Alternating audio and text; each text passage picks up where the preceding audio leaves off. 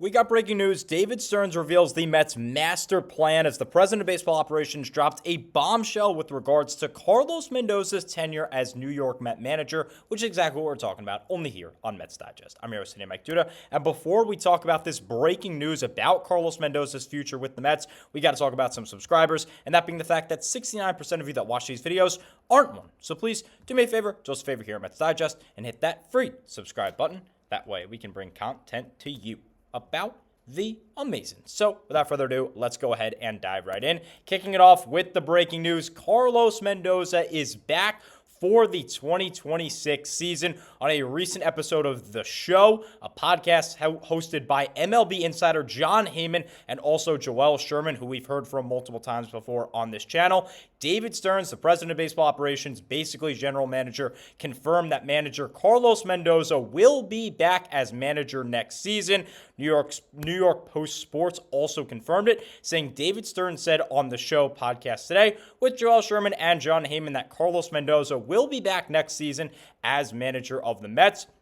He said, "Oh yeah, Mendy's doing a great job. I think he's the right person for the job." That was what Stearns said on if Carlos Mendoza will be back in 2026 with the New York Mets as manager. So let's turn it over to the experts. The only other source at the moment that has all of this breaking news, it is Julia Stambug of Bleacher Report. She confirms, saying that New York Mets president of baseball operations, David Stearns, said today, he feels Carlos Mendoza is, quote, the right person to return as manager next season. Mendy's doing a great job. I think he's the right person for this job, Stearns said when asked on The Show podcast with the New York Post's Joel Sherman and Jon Heyman, of course, big MLB insider, the biggest insider in baseball, if Mendoza would be back with the club in 2026. Mendoza signed a 3-year contract with the Mets ahead of the 2024 season. The deal included a team option for 2027. So, given that news, obviously he'll be back in 26. He will not be fired after the 2025 season. And as for 2027, if the front office, if management is happy with the way that Carlos Mendoza is performing as manager, they might extend him for 2027, but is the team's option to pick up the option to keep him in 2027 or to not keep him in 2027. That is completely team control. Mendoza does not have a say in that. However, he has a say in the lineup card and everything that comes as manager and with managerial status because he was extended. So with that, let's go ahead and look at the statistics. Yes, there are actually statistics about managers. So starting off with the basics, he is a very successful manager, at least for Met standards, in terms of wins and losses. 159 and 134. This is the most recent record for Carlos Mendoza, including last night's 13-3 victory over the Philadelphia Phillies. A 543 winning percentage. In just a moment, we'll take a look at where that ranks amongst Mets managers in history. Obviously, the game's 293. He technically gets credit for all of them, even if he was suspended or got ejected in them.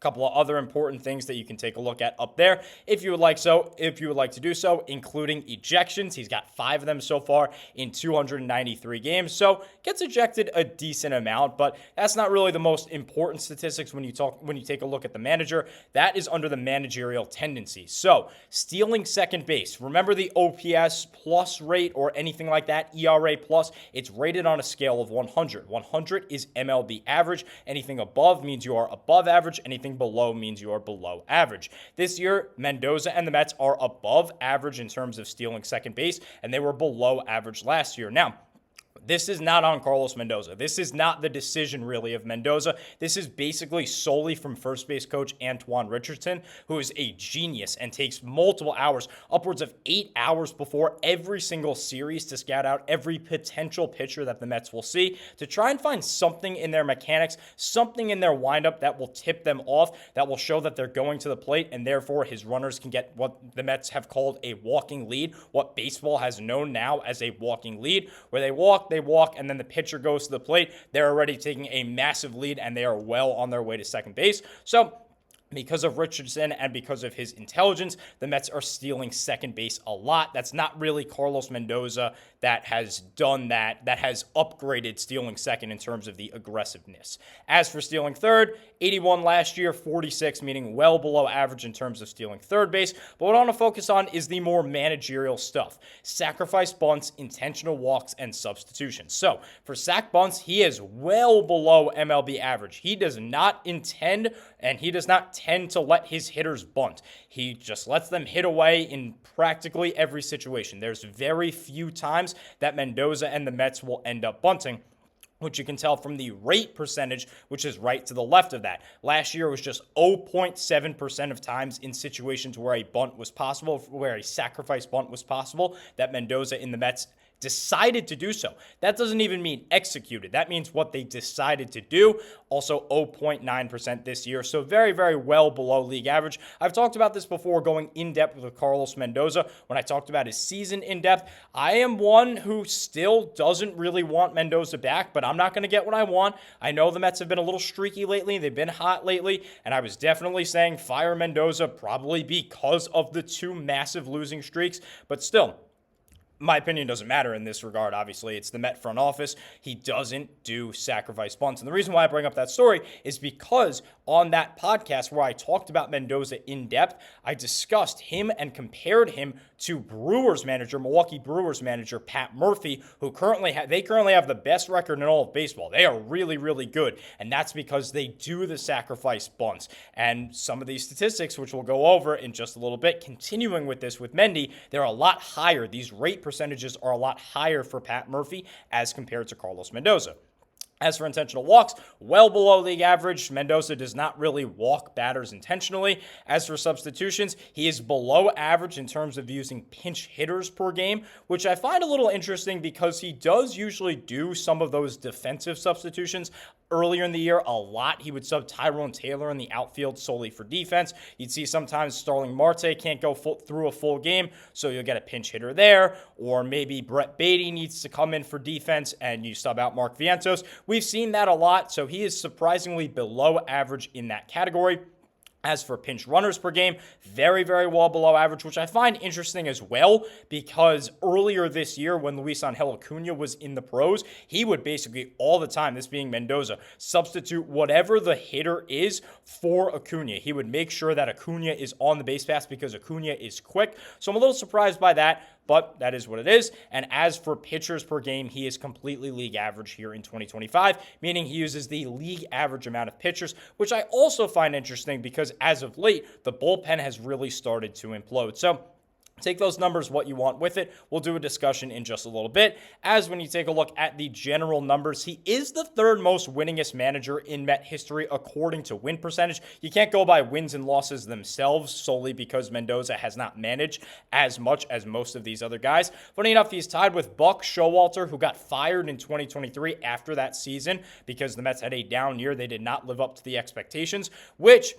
was a big part of the reason why I personally wanted Mendoza fired. If you go by that same logic where you have high expectations like Showalter in 2023 with the Mets, and then you do not meet those high expectations, that requires something to happen. You should lose your job because of that. However, Mendoza is in fact above 500 right now here in 2025, 70-61. He's still 9 games above 500, even though the Mets have still not been good since their biggest point, since June 12th when they won and went 21 games above 500, and they're now 12 under since. Still, Mendoza overall is 9 games over. You can't exclude any wins. So Two winning seasons from Mendoza. He made it to the National League Championship Series, just 2 games away from the World Series last year, and those are basically the important numbers. So let's go ahead and talk about Carlos Mendoza. Personally, I do not want Carlos Mendoza back in 2026 unless he proves otherwise through the remainder of the season and in the playoffs. I've said this time and time again.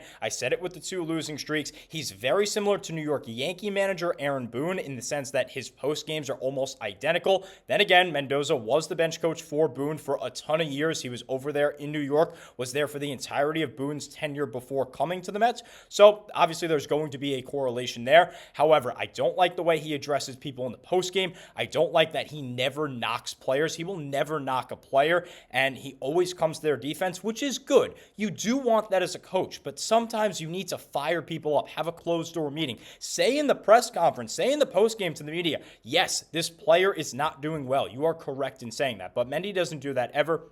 Overall, it's fine that he's returning. I'm not going to say I'm mad that he's returning, although I personally did not want him to. I didn't get what I wanted. That is what it is. Obviously, I'm going to support Mendoza. I'm a big Met fan. I want the Mets to win. I want Mendoza to succeed. So go down there in the comment section and let me know if you agree or not. Give me your reasonings. I told you why, personally, because of the post games, some of the in-game decisions, specifically the bullpen. I feel like he has a very, very poor grasp of the bullpen. And for those reasons, I do not want Carlos Mendoza back in 2026. And again, I didn't get what I wanted. I didn't want him is what I should say, because he will be back in 2026. That is the whole point of this video. So let me know in the comment section if you agree or disagree. But unfortunately, that's all the time I have for you in this one. Stay tuned later today for a multiple update video ahead of a very, very important game against the Philadelphia Phillies. But again, unfortunately, that's all the time I have for you in this one. Thank you so much always for watching, and let's go Mets.